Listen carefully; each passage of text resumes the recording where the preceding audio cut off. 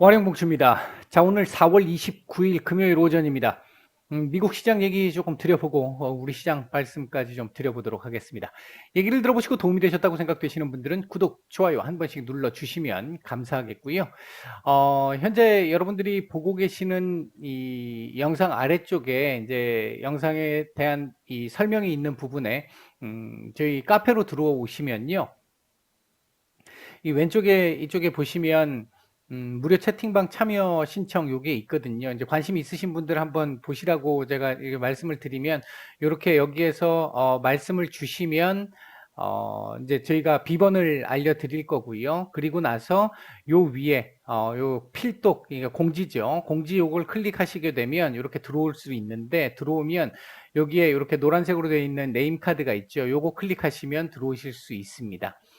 관심 있으신 분들 뭐 확인해 보시면 될 것 같습니다. 자, 바로 보도록 하죠. 일단 미국 시장이 어제 급등이 나왔는데 일단 뭐 신규 실업수당 청구 건수는 전주보다 조금 줄어들었고 컨센에 부합하는 정도인데 뭐 상당히 지금 낮은 상태를 유지하고 있습니다. 그러니까 고용이 견조하다라는 걸 일단 어느 정도는 보여주고 있는 부분이고요. 어제 이제 상당히 좀 중요하게 취급되었던 미국의 1분기 GDP 성장률이 발표가 됐는데 일단 전 분기가 6.7%였잖아요. 6.9%였잖아요. 그리고 이제 이번에 이 중국의 이 봉쇄 영향과 그리고 우크라이나 전쟁 등의 영향으로 인해서 이번 1분기는 이제 대폭 축소가 돼서 플러스 한 1.1% 정도를 예상을 했습니다. 근데 실제 나온 수치가 마이너스 1.4% 역성장을 했다라는 얘기입니다. 사실 굉장히 충격적인 이 결과치가 나온 건데 그럼에도 불구하고 어제 미국 시장 상당히 좋은 모습을 보였죠. 그 이유 중에 하나가 이제 안에 내용을 조금 더 뜯어보니까 1분기에 개인들의 실질 소비 지출 내역을 보니까 전분기보다도 더 늘어났더라.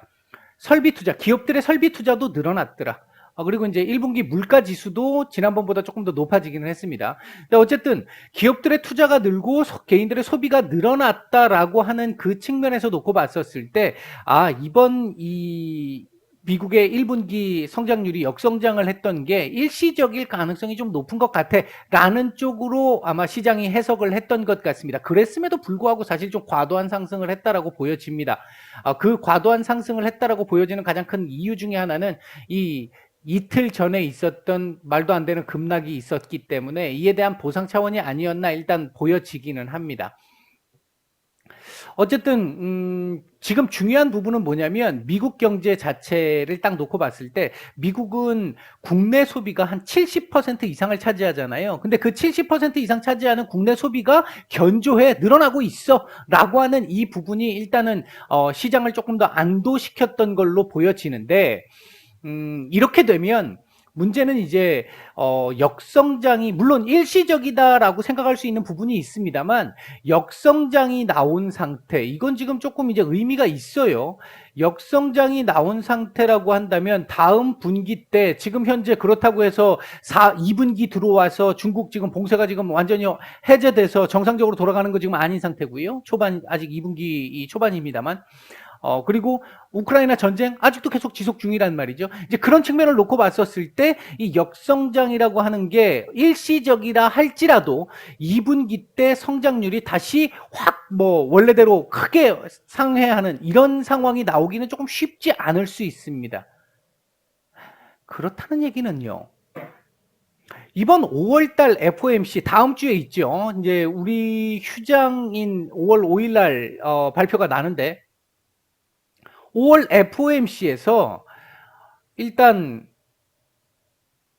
뭐 50bp 이건 기정사실이 돼 있습니다. 이걸 뭐 어떻게 바꿀 수는 없을 것 같습니다. 50bp는 나올 것 같아요.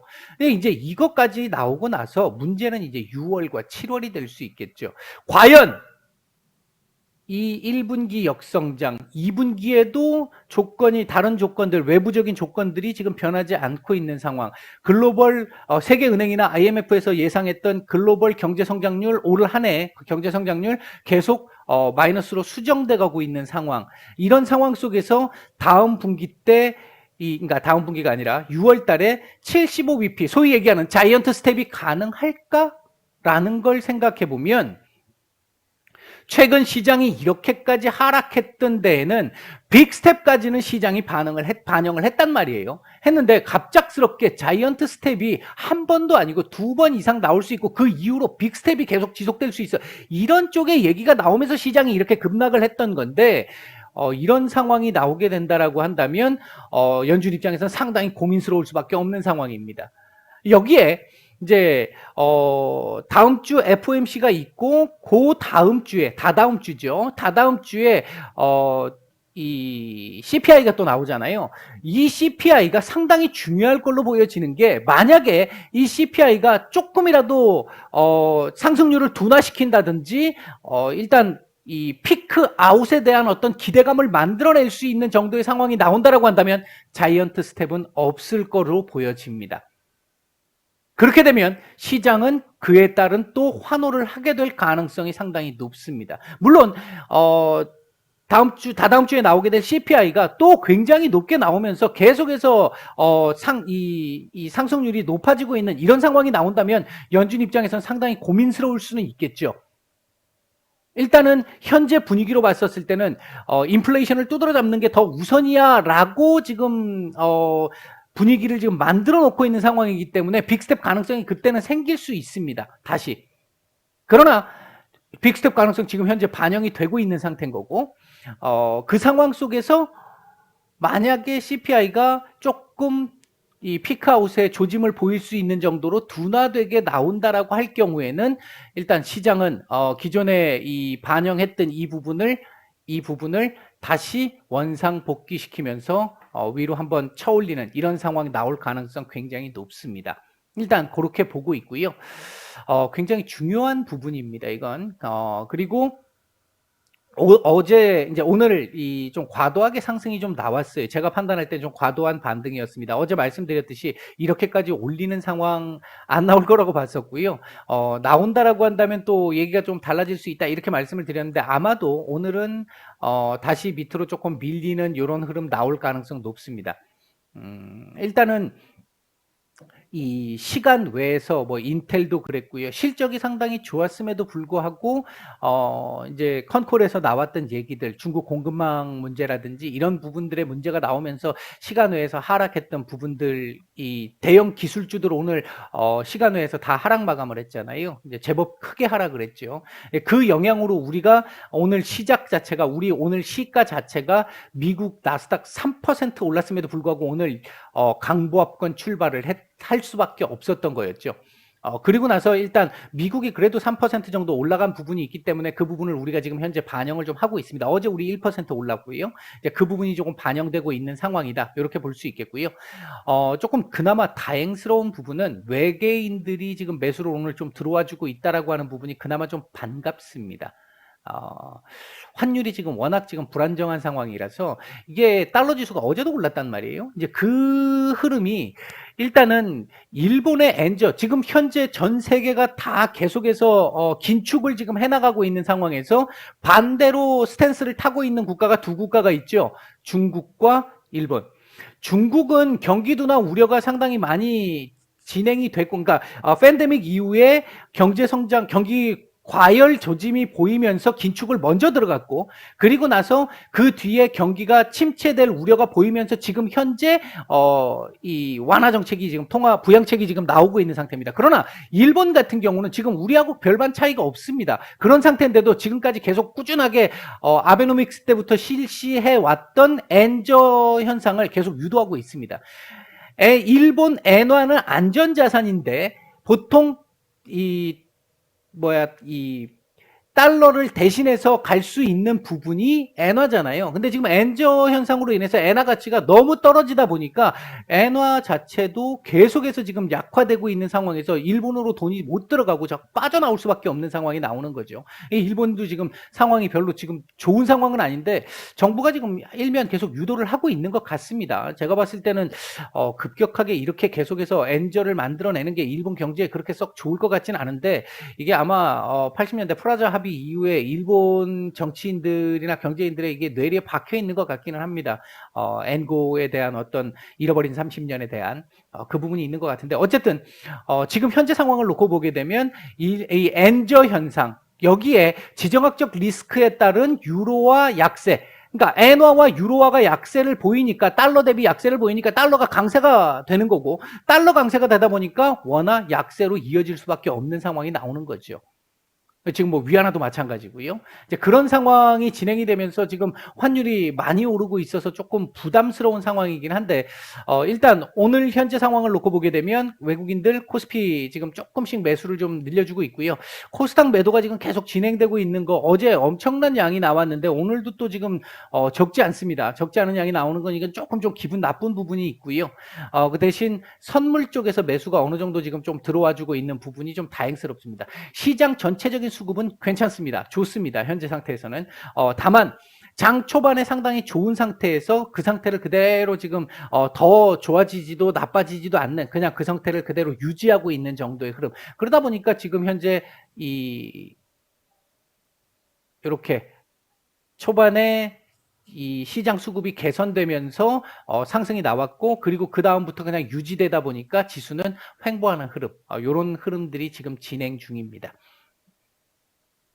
현재 움직이고 있는 섹터들 보게 되면 건설 기계 섹터들 조금 움직임이 있고요. 그다음에 이제 스마트 그리드 섹터들 움직임 좋습니다. 그리고 이 거리두기 이제 마스크 해제 얘기들 나오면서 화장품 sek터들 움직임 좀 나와주고 있고요. 그리고 디지털 화폐 관련 섹터들도 살짝 움직임이 지금 조금 나오고 있는 모습들. 그 외에 리오프닝 섹터 그리고 반도체 섹터 오늘 조금 더 강하게 나와주기를 좀 기대를 하고 있는데 제가 생각한 것보다는 삼성전자를 제외하고 나머지 반도체 섹터들은 예상보다는 조금 약한 모습이라서 좀 아쉽기는 합니다. 삼성전자 하나가 지금 현재 뭐 3%나 급등이 나오고 있는 상태인데 그나마 외국인들이 지금 조금 매수를 지금 해주고 있어서 지금 나오고 있는 건데 사실 삼성전자가 말이 안 되잖아요. 이게 이 실적을 가지고 어제 물론 이제 컨콜에서 나왔던 이 투자 관련한 우호적인 얘기들 이제 초격차를 계속해서 유지하기 위한 얘기들 이런 거 나오면서 아마 오늘 외국인들이 지금 삼성전자 매수를 하면서 지금 급등이 나오고 있는 걸로 보여지는데 삼성전자 자체로만 보면 지금 말이 안 되는 상황이죠. 이 실적을 가지고 지금 주가를 이렇게 만들고 있다라는 게. 다만 그 부분에 대한 얘기는 그동안 제가 몇 차례 드렸습니다만 현재 우리 시장의 어떤 특성상 삼성전자는 삼성전자 혼자만의 종목이 아니죠. 대한민국 증시잖아요. 예를 들어서 외국인들이 한국 증시의 비중을 좀 줄여야 되겠어. 그러면 제일 먼저 줄일 수 있는 거는 줄이기 쉬운 거는 삼성전자죠. 이제 그 상황이 나오다 보니까 지금 말도 안 되는 이런 상황들이 지금 계속 지속이 되고 있는데 일단은 삼성전자 자체적인 흐름만 놓고 봐도 지금 주가는 말이 안 되는 주가인 건 분명합니다. 일단 조금 더 외국인들이 좀 들어와 주기를 좀 기대를 해보고 있는데 일단 전반적인 환율 상황이 지금 썩 좋지가 않아서 조금 아직까지는 좀 부담이 조금 되고 있는 상황이다. 이렇게 볼 수 있겠고요. 그리고 이제 외국인들 매수하고 있는 종목들 그 외에도 삼성 SDI나 LG화학, LG에너지 솔루션 정도 눈에 띄고요. 매도 상위 쪽에서는 삼성전자 우 매도가 뭐 눈에 띄는 정도 있습니다. 코스닥 시장 쪽에서는 BH 매수세 상당히 괜찮고요. 오랜만에 펄어비스 오늘도 지금 뭐 현재 보합권 주변이라 근처라서 이게 단기 낙폭 과대인데도 불구하고 지금 반등이 지금 제대로 못 나오고 있는 상태인데 조금 더 지켜봐야 되겠죠. 이게 순위권 더 올려주는지를 봐야 될 것 같고 일단 뭐 매수가 지금 조금 들어오고 있습니다. 그다음 이지트로닉스, JC케미칼 정도 눈에 띄고요. 매도 상위 쪽에서는 어제 거래 재개가 되면서 엄청난 변동성을 보였던 단타 천국의 변동성을 보였던 오스템 임플란트 오늘 외국인들 매도가 상당히 많이 나오고 있습니다. 오늘 현재 코스닥 매도량의 거의 상당수가 이 오스템 임플란트의 매도다라고 볼 수 있겠고요. 그 외에도 아프리카 TV, 카카오 게임즈, LNF, 안랩, 클래시스 정도 눈에 띄는 정도의 매도가 좀 나오고 있습니다. 자, 차트상으로 놓고 보면 이거 차트상으로는 상당히 좀 다행스러운 그림을 그리기는 했습니다. 상당히 다행스러운 그림을 그려놨고요. 일단은 오늘 2672 지금 이제 그림을 고점을 이렇게까지 높였다라고 한다면 밑으로 더 내려오는 건 윗꼬리를 많이 다는 건 별로 좋은 그림은 아니고요. 오늘 요 정도 전후에서 마감해 주면 뭐 그나마 무난한 정도의 흐름은 나올 것 같고 일단은 이 위로 올라와 줘야 되고 제일 우리가 안정적으로 이제 시장이 조금은 좀 편안하게 돌아갈 수 있어라는 상황을 만들기 위해서는 2730 위로 올라와야 되는 상황이고요. 그 안에서는 여기서는 현재 요 구간에서는 요 박스권 구간에서는 아직까지 안심할 수는 없습니다만 그래도 좀 그나마 이 시장의 어떤 하단을 제한시켜 줄 수 있는 그런 흐름들은 잡혀 나갈 거라고 보여지고 이 밑으로 내려오게 되면 일단은 조금 좀 위험할 수는 있습니다. 현재 이 자리가 저점이었느냐 하는 거 제가 계속 말씀드렸잖아요. 지나봐야 아는 상황인데 아직은 지켜봐야 된다. 어제까지 그렇게 말씀을 드렸는데 오늘 지금 현재 시점에서 놓고 보면 이 자리가 저점일 가능성은 상당히 높아지기는 했습니다만 오늘 미국 시장 밀리게 되면 내일 또 우리도 내일이 아니라 월요일 날 조금 영향을 받을 수밖에 없을 텐데 이 자리를 지키는지 여부가 상당히 조금 중요해지는 상황이고 FOMC가 다음 주에 또 남아 있기 때문에 아직까지는 확실히 이 자리가 저점입니다라고 말씀드리기는 조금은 좀 부담스러운 그러니까 현재의 상황은 그렇습니다. 현재 있는 상황에서 놓고 보면 일단 오늘 만약에 가능하다면 2700포인트까지 좀 올려주고 마감시켜주면 좀 욕심입니다만 좀 그렇게라도 올려주고 마감을 한다면 월요일 날 조금 밀린다 하더라도 바닥이 될 가능성은 확실히 좀 높아질 수 있겠습니다. 그때는요. 근데 만약에 지금 이런 정도 상태로 마감이 된다라고 한다면 일단은 조금 더 지켜봐야 됩니다. 이게 어제도 말씀을 드렸고 지금 최근 계속 말씀을 드리고 있습니다만 사실 여기까지 지금 올라온 게 이 13,000포인트 근처까지 올라오는 게 이거 지금 사실 떨어진 것도 말이 안 되는 거지만 뭐 올라오는 것도 지금은 좀 과도하게 올라왔다라고 보고 있는 입장이기 때문에 오늘 좀 밀려야 된다라고 보고 있고요. 오늘 좀 밀린 상태에서 FOMC 동안 여기서 놀아주는 흐름, 요건 기존에 계속 말씀드렸던 내용입니다. 요 흐름 정도가 유지가 된다라고 한다면 우리 시장도 그때는 우리 시장도 그때는 요 범위 안에서 놀아주면서 조금 안정적인 모습을 보여주다가 FOMC 이후에 13,000포인트 위로 올라오면서 반등이 좀 나와주고 우리 시장도 요 위로 한번 올라올 수 있는 그런 흐름을 만들어낼 수 있지 않을까. 일단 기본적인 시각은 그런 정도의 흐름으로 보고 있다. 요 정도까지 말씀을 드리도록 하겠습니다. 마치겠습니다.